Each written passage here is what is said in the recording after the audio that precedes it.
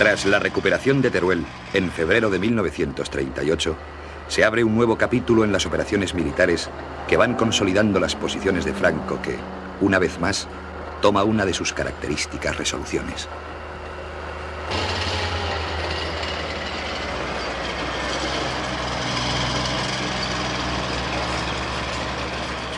En lugar de aprovechar la ocasión para avanzar hacia uno de los objetivos primordiales, como es Madrid, o bien para penetrar hacia Cataluña, opta por entretener una importante masa de sus tropas en el Maestrazgo, un laberinto de montañas difíciles, apenas pobladas y sin interés militar.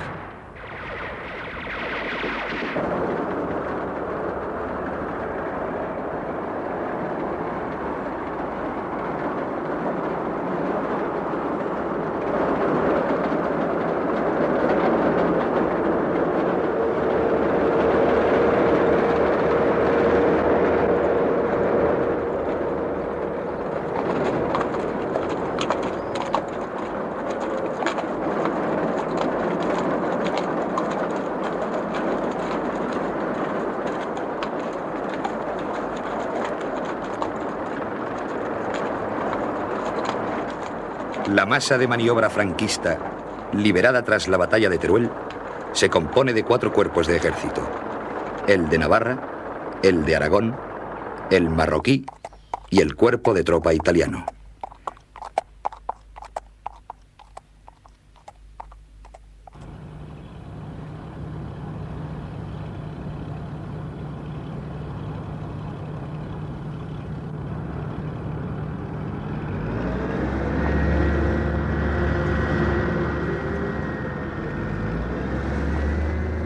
Son 100.000 soldados que disponen de 150 cañones contra solo 34.000 republicanos que apenas cuentan con 74. Se intenta compensar la diferencia con tropas del ejército de maniobra, internacionales y unidades sueltas de otros frentes.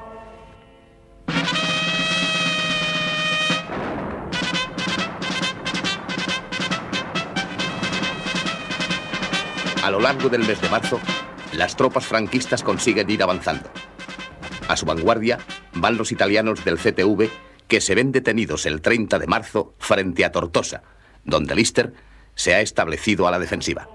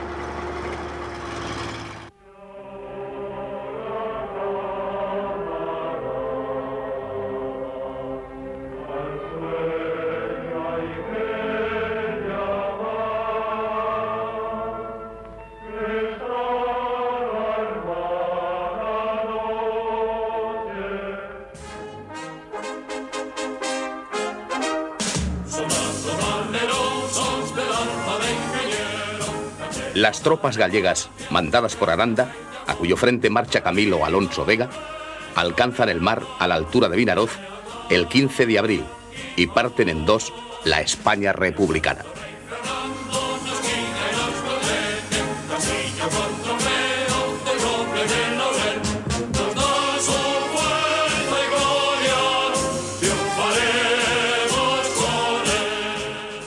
En la zona norte radican la sede de la Jefatura del Estado y del Gobierno, así como el Estado Mayor del General Rojo. La zona centro-sur, aglutinada por Madrid, tiene como jefe militar al General Miaja.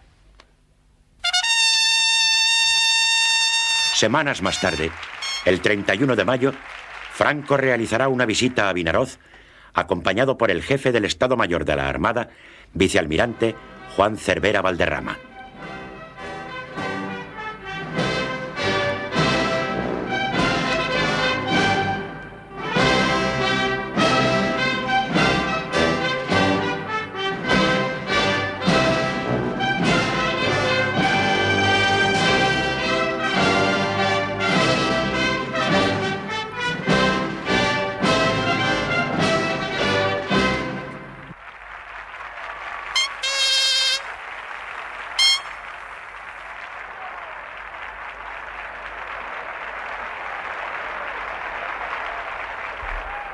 Al pequeño puerto valenciano se trasladan el minador Júpiter, los destructores Ceuta, Melilla y Velasco, el cañonero Canalejas, la lancha torpedera Badajoz y otras unidades menores.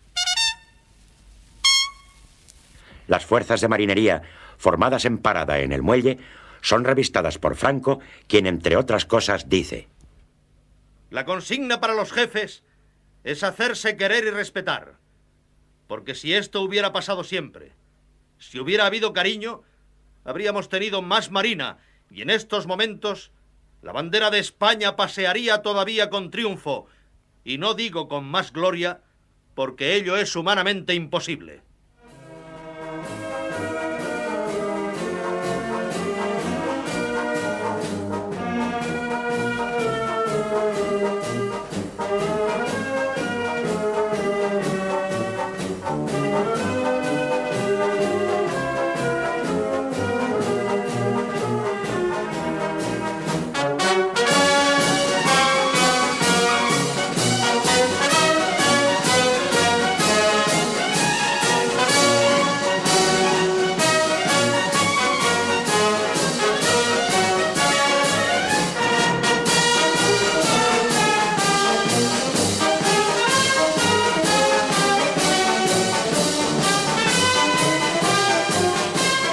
Paralelamente, Franco inicia una ofensiva en el frente aragonés que hasta entonces no había sufrido grandes modificaciones desde 1936, porque las ofensivas de Huesca y Belchite no habían alterado sustancialmente sus líneas. La superioridad franquista derrumbaría un frente manifiestamente débil.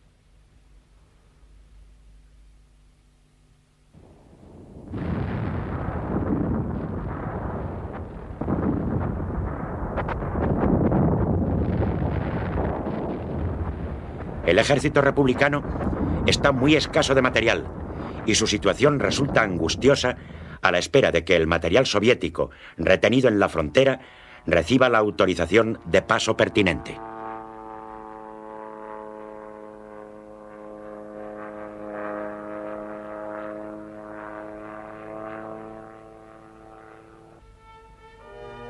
Belchite y Codo han sido ocupadas el 11 de marzo y las brigadas internacionales se concentran en Caspe para organizar la resistencia.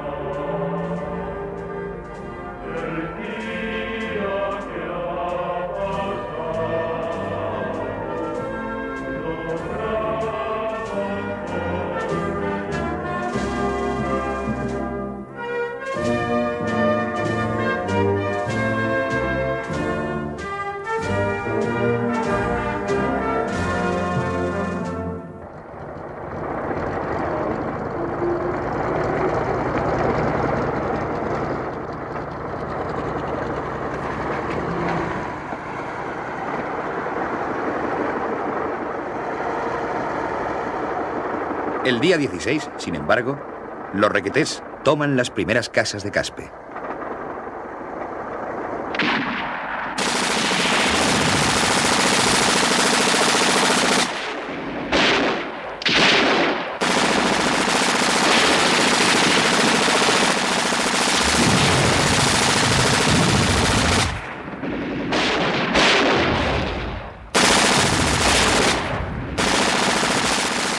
A pesar de su defensa, Tardienta es ocupada el día 22. A su vez, tras la toma de Alcubierre, se levanta el cerco de Huesca.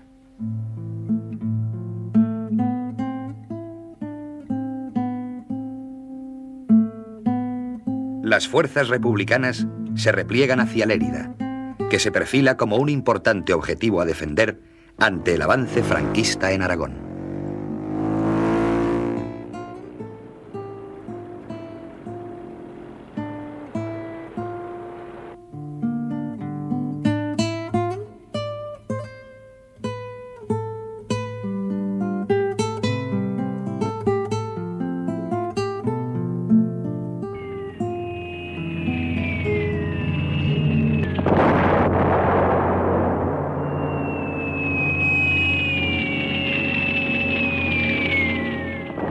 Para ablandar el espíritu de resistencia y producir efectos intimidatorios, la aviación de Franco somete a la ciudad, el 27 de marzo, a un bombardeo que convierte en ruinas buena parte de sus edificios y causa numerosas víctimas. Algunas autoridades republicanas, entre ellas Álvarez del Valle, visitan Lérida y comprueban los desastres provocados por las bombas.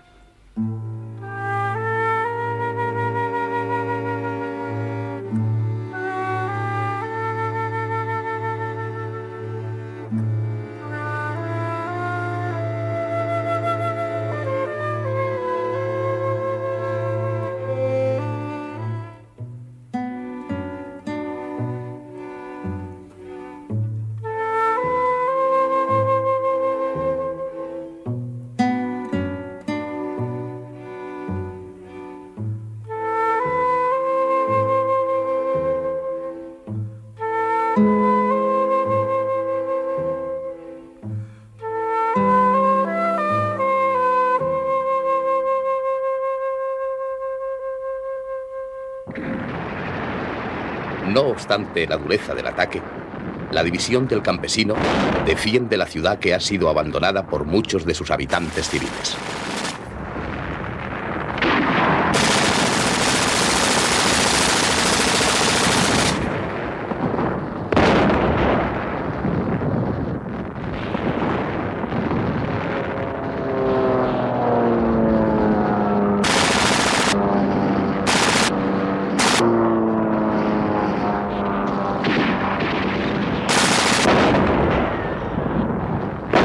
El 3 de abril, un ataque enemigo en toda regla, que cuenta con apoyo aéreo, penetra en Lérida. Sin embargo, la resistencia republicana es importante e impide que en un principio caiga en poder de los atacantes el barrio situado al otro lado del río.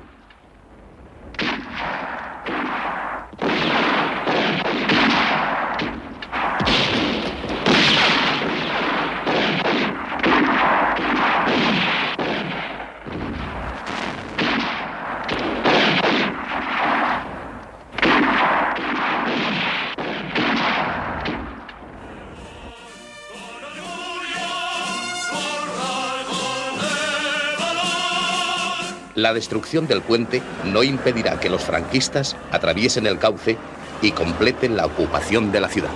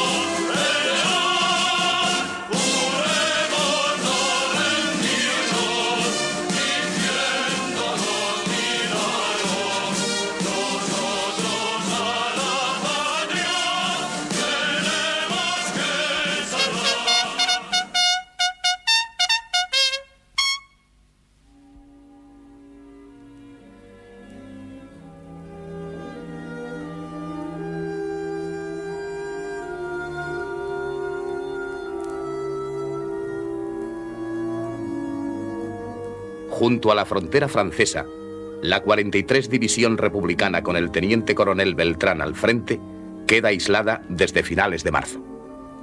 El territorio defendido es el doble que la isla de Ibiza. La división procura resistir hasta que la población civil pueda cruzar la frontera.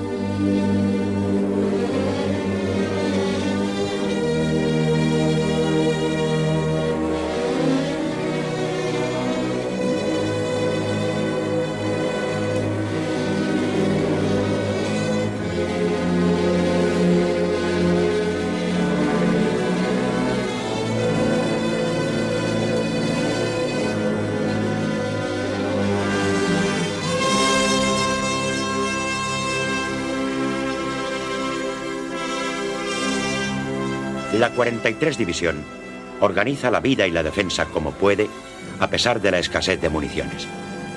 Durante el mes de abril, la Bolsa es atacada por tierra y aire.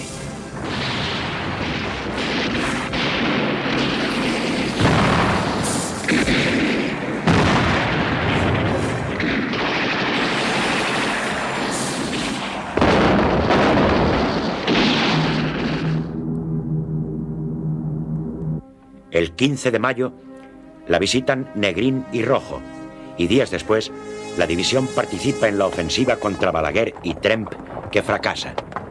El enemigo acumula contra la Bolsa una gran cantidad de tropas bien dotadas de artillería y aviación.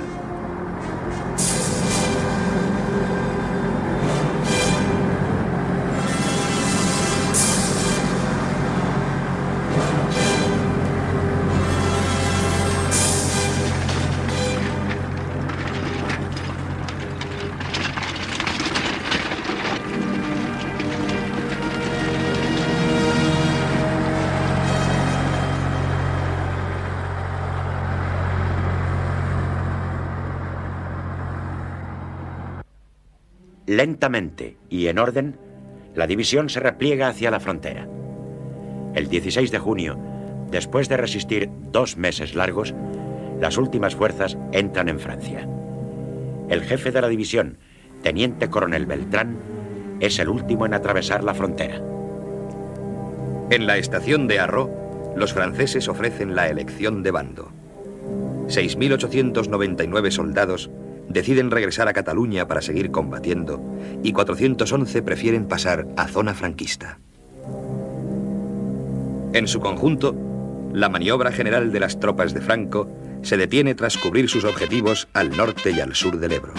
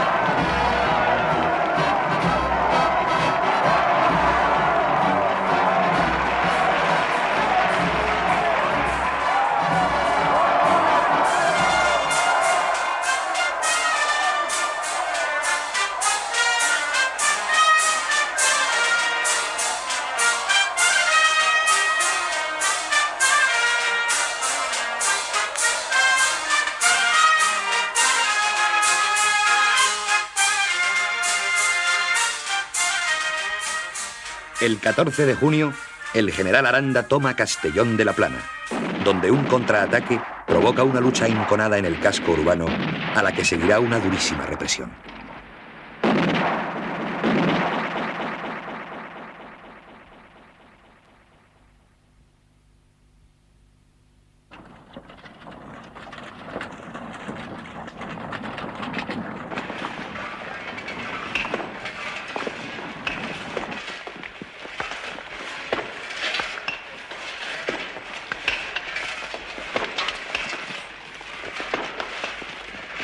Los republicanos se esfuerzan en reorganizarse para una defensa adecuada. Aunque la capacidad de resistencia militar de la República, tras el esfuerzo de Teruel, parece haberse derrumbado y el peligro comienza a cernirse sobre Valencia, ciudad a la que los atacantes pueden llegar, bien siguiendo la costa, bien desde sus antiguas posiciones del río Alfambra. A partir de principios de 1938, los bombardeos aéreos y navales contra los puertos, aeródromos y las poblaciones de la retaguardia de la zona republicana se incrementan progresivamente.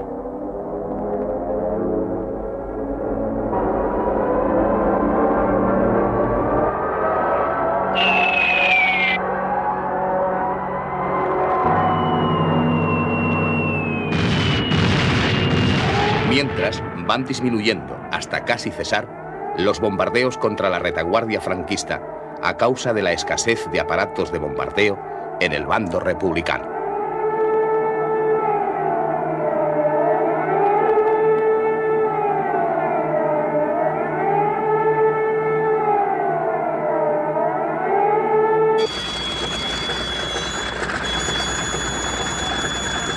Sin embargo, la Fuerza Aérea franquista aumenta progresivamente con la decisiva contribución de las aviaciones italiana y alemana.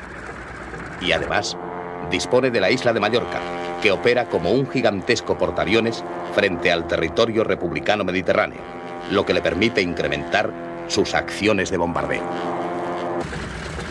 La República efectuará sobre la retaguardia franquista cerca de 50 bombardeos a lo largo de 1938.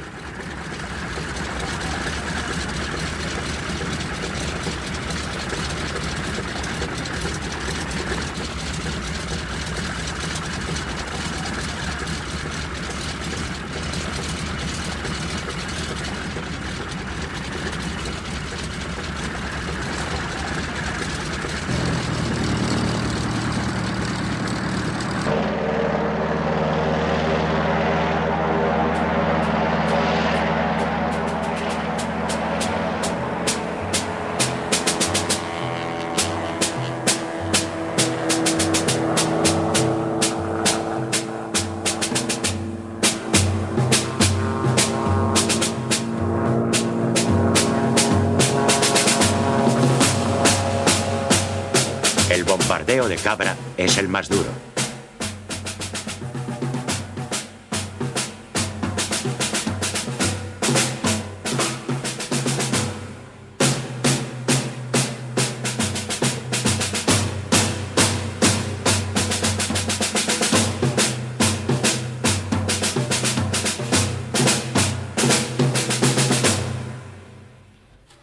Tres aparatos republicanos, a primeras horas de la mañana, arrojan unas 30 bombas que caen en puntos céntricos de la localidad, como la Plaza de Abastos y la calle Platerías.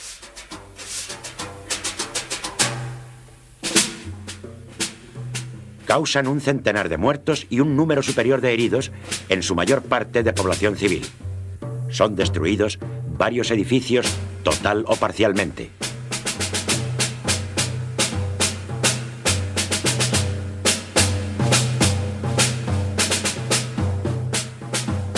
El número de víctimas de los bombardeos republicanos sobre la retaguardia franquista, desde enero de 1938 hasta el final de la guerra, se cifra en unos 300 muertos y un número muy superior de heridos.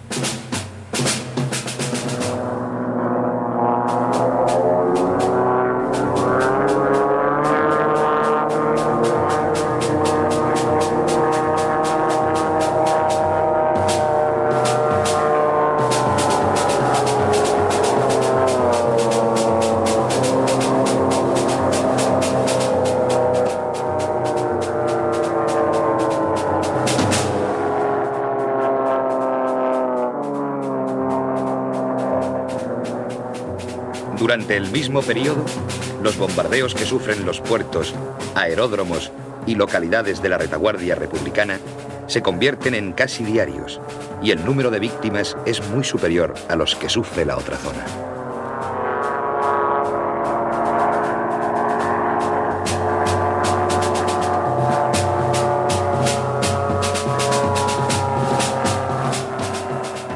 Solo en el mes de enero, Cataluña sufrió cerca de 20 incursiones aéreas, entre las que destaca el bombardeo de Reus del día 24. Es la sexta vez que la población es bombardeada en este mes de enero. Las bombas destruyen numerosos edificios civiles del centro de la ciudad y causan numerosas víctimas. Durante la guerra, más de 200 personas de Reus mueren víctimas de los bombardeos.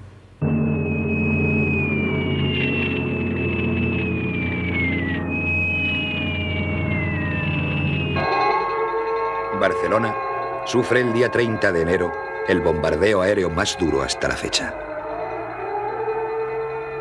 El parte de guerra del bando franquista lo presenta como una mera represalia sobre objetivos militares por el intento de bombardeo republicano de Salamanca del día 28, que fracasó. Sin embargo, ningún centro directivo o puesto de mando es alcanzado. La mayor parte de las bombas han caído en las calles y casas de vecinos del llamado barrio gótico de la ciudad y sus alrededores, densamente poblados, causando numerosas víctimas civiles y destruyendo total o parcialmente numerosos edificios. Unas bombas caen en la iglesia de San Felipe Neri, destruyendo la sacristía, donde se habían refugiado numerosos vecinos y los niños acogidos en un local de la protección de menores. Unos 20 niños mueren, así como numerosos vecinos.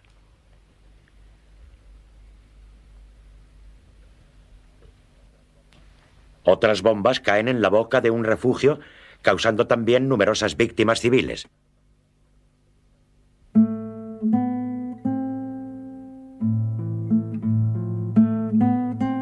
Otras caen en otros puntos céntricos de la ciudad. En la Gran Vía de les Corts Catalanes, entre las calles Bruc y Girona. En la calle Casp. También en la Maquinista Terrestre y Marítima de la Barceloneta.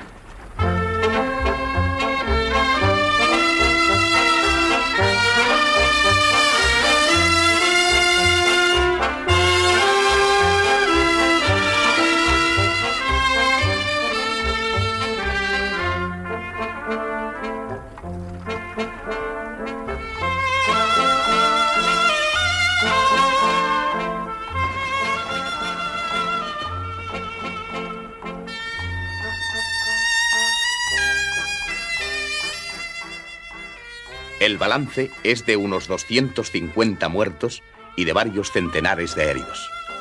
El mismo conde Chiano se hará eco de la dureza del bombardeo. Los bombardeos aéreos sobre los puertos y las poblaciones de la retaguardia de la zona republicana continuarán sucediéndose casi diariamente. A lo largo del año 38 se efectuarán en la retaguardia republicana centenares de bombardeos. Cataluña sufrirá unas 180 incursiones aéreas y el País Valenciano unas 160. También ciudades como Almería o Cartagena y otras poblaciones de la zona republicana se verán sometidas a la dura acción de los bombardeos. El 10 de marzo, Tarragona sufre un durísimo bombardeo que causa numerosas víctimas. Los ataques contra esta ciudad y su puerto provocan más de 200 muertos y un número más elevado de heridos. Barcelona, los días 16, 17 y 18 de marzo, sufre los ataques aéreos más violentos de toda la guerra civil. Nunca hasta entonces una gran ciudad de 1 millón de habitantes había sido bombardeada con tanta intensidad. Es cierto. Los bombardeos se inician a las 22 horas del día 16 por aviones italianos procedentes de la base de Mallorca Desde ese momento, la ciudad vive en tensión bajo continuas alarmas aéreas. Los aviones realizan 13 incursiones sobre Barcelona. Las sirenas dan la alarma día y noche y rompen el ritmo de la vida diaria. Las emisoras barcelonesas transmiten repetidamente un mensaje que se hará obsesivo. Catalans, hi ha perill de bombardeig. Aneu als vostres refugis. La Generalitat vetlla per vosaltres. Las bombas caen indiscriminadamente en el centro de la ciudad y los barrios. Los coches de bomberos y las ambulancias circulan continuamente. La tensión aumenta por las noches. La ciudad está completamente apagada y los potentes reflectores de la defensa antiaérea buscan en el cielo los aviones enemigos sobre los que dispara la artillería de la DCA. El 17, pasado el mediodía, se produce una incursión aérea que produce unas enormes explosiones en el cruce de la Gran Vía de las Corts catalanas con la calle Balmes y destruyen total o parcialmente algunos grandes edificios del centro de la ciudad. Los bombardeos de estos 3 días destruyeron total o parcialmente numerosos edificios, entre otros el Teatro Tívoli y el Teatro Novedades, el edificio de la universidad, la redacción del diario La Publicitat, varios edificios del Paseo de Gracia, Rambla de Cataluña, Plaza y Ronda Universidad, calles Caspe, Balmes, Diputación, Gran Vía y Consell de Cent. El balance de las víctimas es aterrador, miles de heridos y más de 1000 muertos. Los partes oficiales de guerra del cuartel general de Franco silencian completamente estos bombardeos sobre la capital catalana. Claude Bowers, que fue embajador de los Estados Unidos ante la República Española, escribe lo siguiente. Nada en semejante y aterradora escala, a nivel de la raza blanca, se había conocido antes. Las bombas no perseguían ningún objetivo militar. Eran arrojadas deliberadamente en el centro de la ciudad, la parte más concurrida y habitada, donde la gente estaba comiendo, paseando, descansando en sus camas. A su vez, el embajador alemán cerca de Franco, von Storer, en su informe del 23 de marzo de 1938 al Ministerio de Asuntos Exteriores y recogido en los archivos secretos de la Wilhelmstrasse, escribe: he sabido que los ataques aéreos sobre Barcelona, efectuados hace unos días por bombardeos italianos, han sido literalmente terribles. Casi todos los barrios de la ciudad se han visto afectados. Ningún indicio muestra que se haya querido atacar objetivos militares. Según el ministro de Asuntos Exteriores italiano, Condeciano, Mussolini, al ordenar estos bombardeos, pretende quebrantar la moral de la retaguardia catalana mientras las tropas de Franco avanzan por el frente de Aragón. Miles de personas van a dormir a las poblaciones vecinas, otras lo hacen en los túneles del metro o en los refugios. Cunde el pánico en algunas industrias, en algunos comercios e incluso en algunos centros oficiales. Pero, sin embargo, la mayor parte de la población resiste.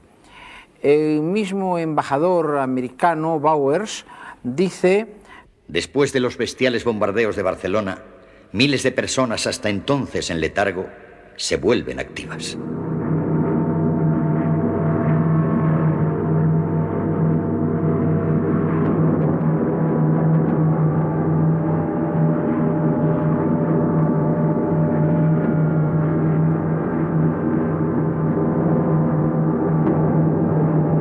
Casi 2 años después, el 18 de junio de 1940, cuando la Gran Bretaña sufre los devastadores bombardeos alemanes, Winston Churchill, en un discurso, dirá a sus compatriotas: no quiero subvalorar la severidad del castigo que cae sobre nosotros, pero confío que nuestros conciudadanos serán capaces de resistir como lo hizo el valiente pueblo de Barcelona.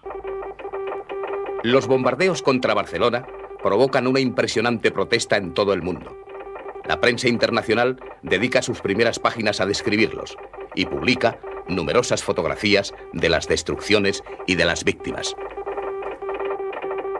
Personalidades políticas e intelectuales de todo el mundo levantan su voz contra estos bombardeos. Entre otros, el Pandit Nehru, Jules Romain, presidente mundial del Pen Club, y el conocido escritor católico francés François Mauriac. Diversos gobiernos formulan enérgicas protestas ante el general Franco. El secretario de Estado norteamericano, Cordell Hull, declara que cuando la pérdida de vidas humanas entre la población civil no combatiente es quizá mayor de lo que jamás lo ha sido en la historia, creo que estoy hablando en nombre de toda la población norteamericana cuando expreso un sentimiento de horror por todo lo que ha sucedido en Barcelona.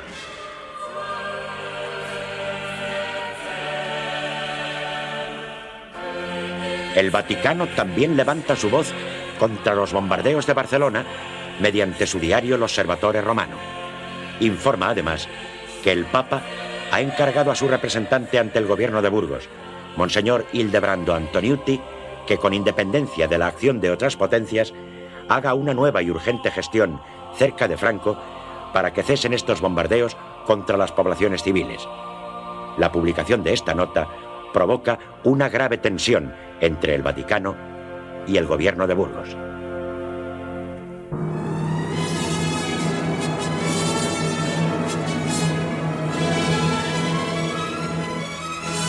La protesta internacional no es del todo inútil. El 19 de marzo cesan aquellos bombardeos indiscriminados sobre Barcelona.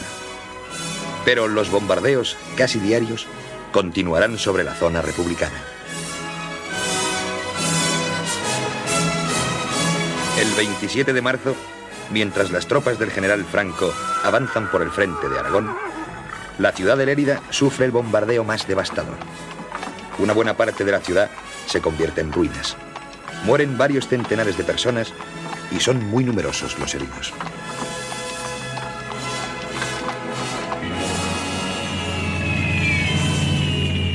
El 26 de mayo, a las 11 de la mañana, Alicante sufre el bombardeo más duro. Algunas bombas caen sobre un mercado de abastos en plena actividad.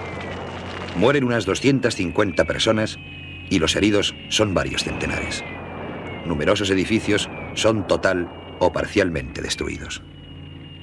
El puerto y la ciudad de Alicante sufren numerosos bombardeos aéreos y marítimos durante la guerra. Sus víctimas se calculan en unos 500 muertos y alrededor de 1.500 heridos.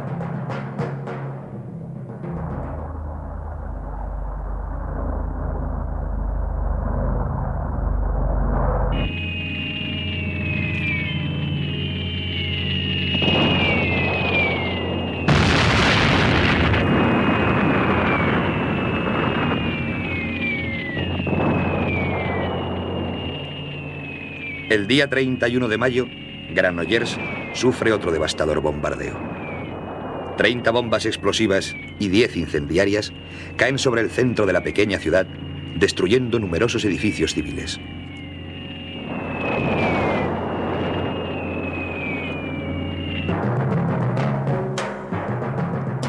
El balance es unos 250 muertos, el 75% de los cuales son mujeres y niños, y unos 500 heridos. Algunos hablarán de un nuevo Guernica.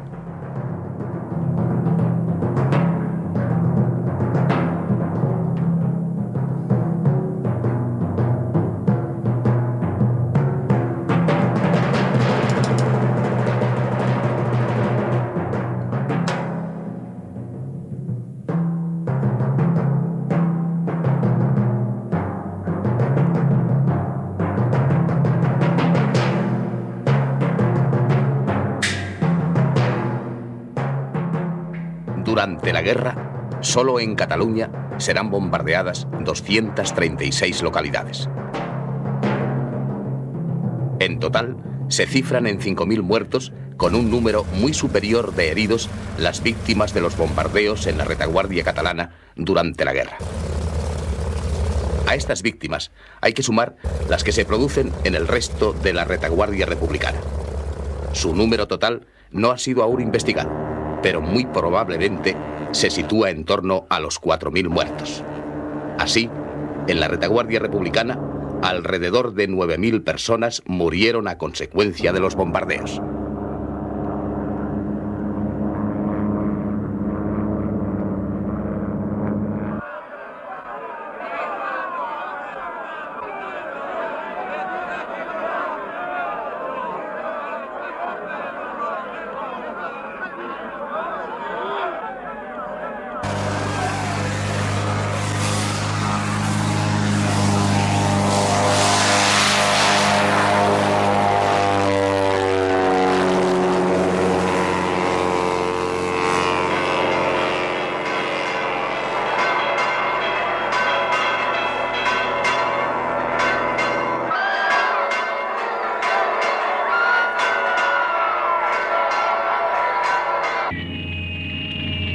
En la retaguardia de la zona franquista, el número de víctimas de los bombardeos fue muy inferior, cifrándose en unos 1.200 muertos y un número superior de heridos.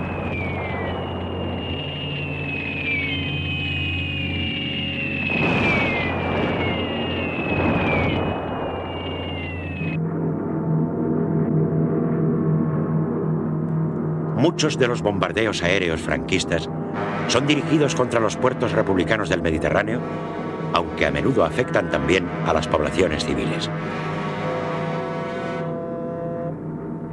El bloqueo de estos puertos por las fuerzas navales del gobierno de Burgos se hace cada día más intenso, porque la desaparición del territorio republicano del norte ha permitido que estas fuerzas se concentren en el Mediterráneo con base en Palma de Mallorca. En este bloqueo participan decisivamente fuerzas navales italianas y alemanas, incluso submarinos.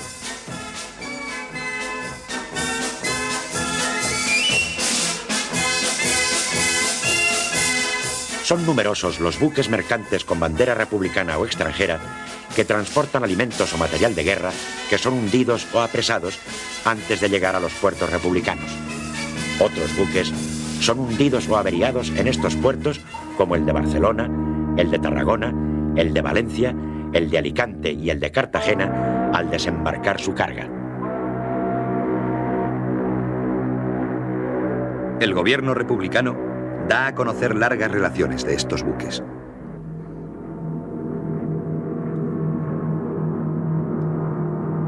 Los historiadores no coinciden en el número de buques mercantes hundidos por las fuerzas aeronavales de Franco, pero parece acertado un número superior al centenar.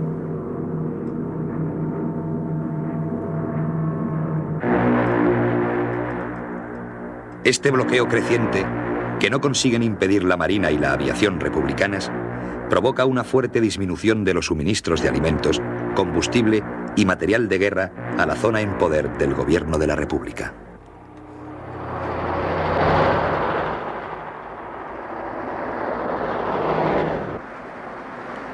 El 6 de marzo, la flota del gobierno de Burgos sufre una gravísima pérdida: el hundimiento del crucero Baleares en la batalla del Cabo de Palos.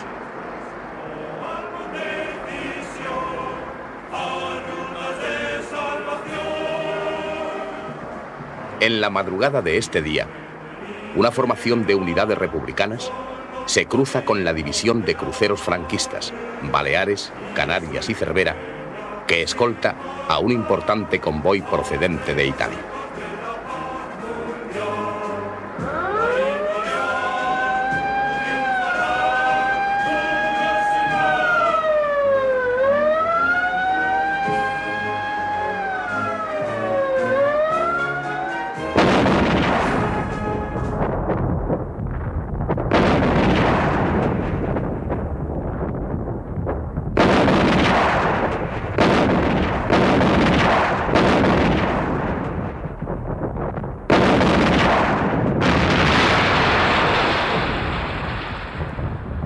En el intercambio de fuego realizado en la oscuridad, un torpedo hace blanco en el Baleares.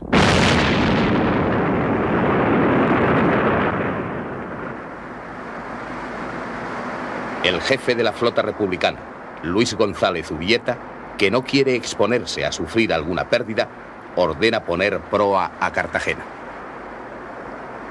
A las 5 de la mañana, 3 horas después del impacto, el Baleares se hunde con el almirante Vierna y casi 800 tripulantes a bordo. 2 destructores británicos salvan al resto de la tripulación.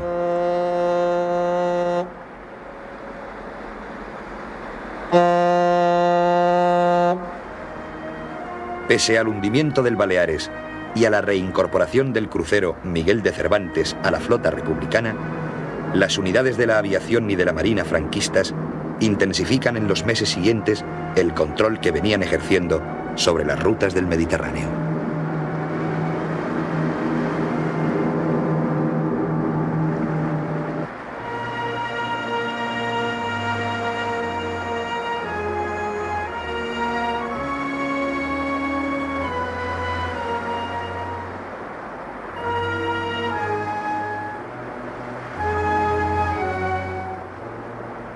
La posterior incorporación del crucero Navarra a la flota de Franco permiten a los franquistas consolidar de forma definitiva su dominio sobre las vitales rutas mediterráneas.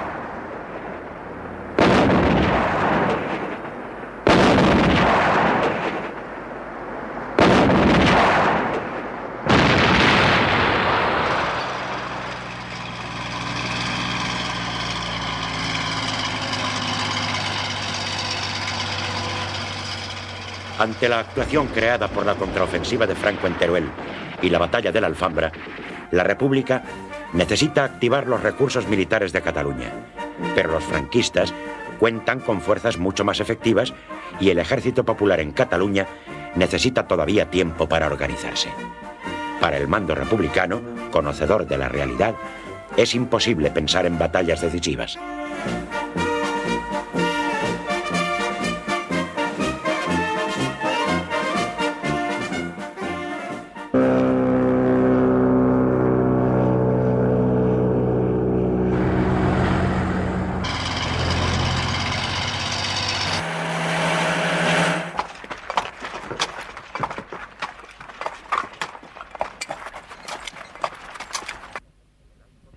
El alto mando franquista proyecta una ofensiva de gran vuelo. Un inmenso frente en forma de arco se extiende desde los Montes Universales hasta el Mediterráneo a la altura de Alcover, con un vértice en Ejulbe. Parecía más lógico continuar la presión sobre Cataluña, pero Franco opta por Valencia. El Cuerpo de Ejército de Galicia, mandado por el general Aranda, ataca desde el 17 de abril por la carretera de la costa y tras durísimos combates consigue avanzar unos kilómetros. Mientras, y simultáneamente, el día 23 ataca por el sector de Aliaga el Cuerpo de Ejército de Castilla, mandado por el general Varela. Dadas las circunstancias, el general Rojo decide limitarse a maniobras en zonas de éxito probable para que la moral propia se robustezca y poder quebrantar la contraria.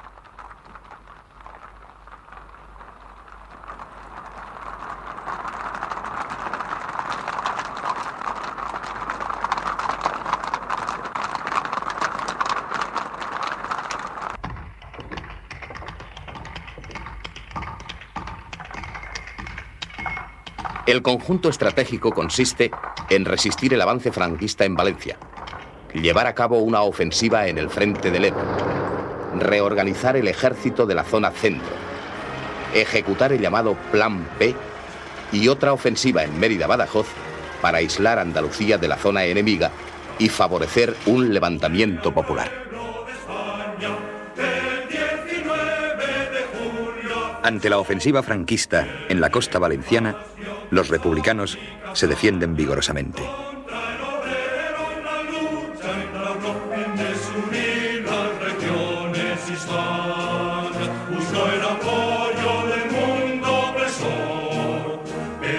A partir de ese momento, los franquistas concentran sus esfuerzos en romper la línea Viver-Segorbe-Sagunto, que defiende Valencia.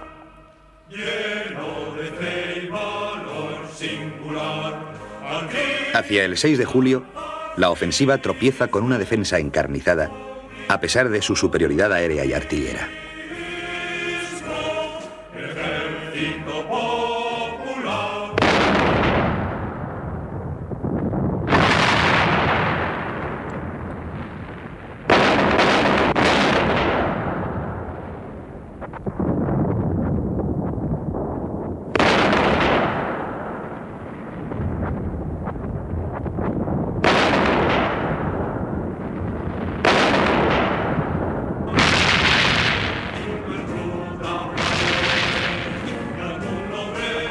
La defensa republicana es muy sólida, tiene reservas y una moral excelente.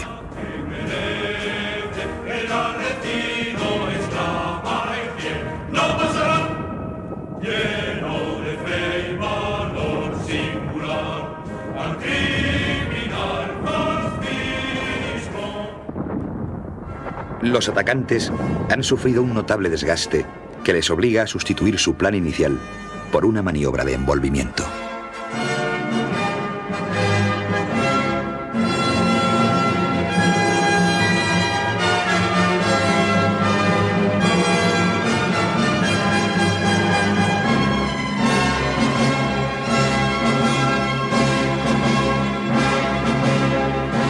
Antes de que puedan llevarla a cabo, los republicanos cruzarán el Ebro por sorpresa e iniciarán la mayor batalla de la guerra.